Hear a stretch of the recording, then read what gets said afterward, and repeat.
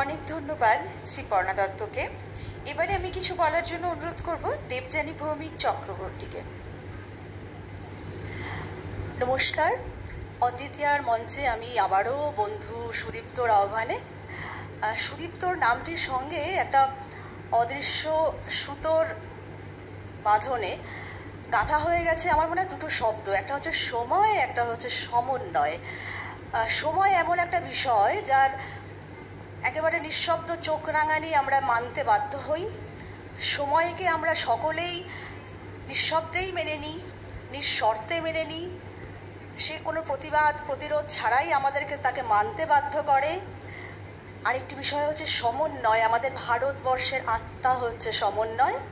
এই মঞ্চটিও ঠিক সেই রকমই একটি সমন্বয়ের মঞ্চ। আমরা এখানে দেখেছি যে বিভিন্ন ধরনের প্রতিভা এখানে বিকশিত হওয়ার একটা সুযোগ সুদীপ্ত করে দেন, এবং তাদের বয়সেরও কোনো মাপকাঠি নেই, বিভিন্ন বয়সের তারা হতে পারেন।